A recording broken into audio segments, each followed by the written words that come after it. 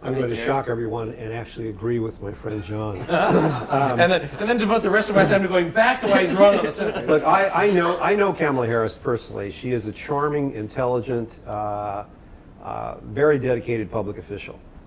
And it pains me to say this, but I do think that when you have a woman running for Attorney General, we've only had one who's ever run for Attorney General in California, and she got beat.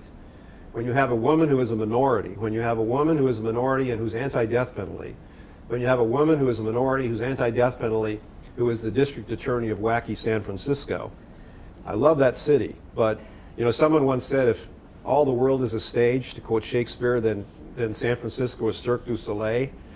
Even the mayor calls it 49 square miles surrounded by reality. I mean, San Francisco, lovely city that it is, and I love going up there, and I go up as often as I can, is simply not particularly well in sync with the rest of the state, particularly on issues of public safety.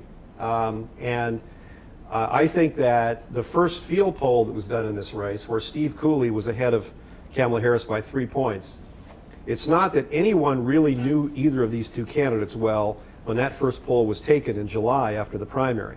But the rule of thumb in California is a generic Democrat will always beat a generic Republican.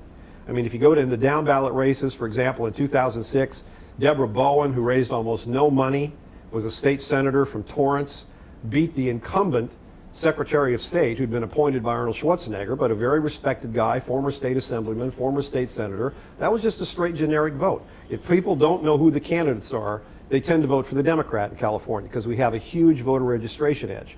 It is a huge sign of trouble for a Democrat when you have a first field poll come out showing the Democrat behind the Republican. And I don't think that Kamala will ever get ahead of Steve Cooley, and I think in the final analysis, he wins. We put up a DA from San Francisco. People forget this if they don't know political history. We Democrats put up another DA from San Francisco for Attorney General in 1990. His name was Arlo Smith. He's a white guy. He's a white guy who was pro-death penalty, and he got beat by Dan Lundgren for Attorney General. It is just not, if you want to put up somebody to deal with, to be like Secretary of the Environment or Secretary of Social Issues, you probably put up somebody from San Francisco. It is simply not the factors that augur, I think, against Kamala Harris winning this are too severe when you have public safety at issue and you have law enforcement, which is almost by, like lemmings to the sea, going for Steve Cooley in this race. It's terrible. This round, they're going to rate you as the winner for taking my side. Exactly. I gave him more time as long as he was agreeing with you.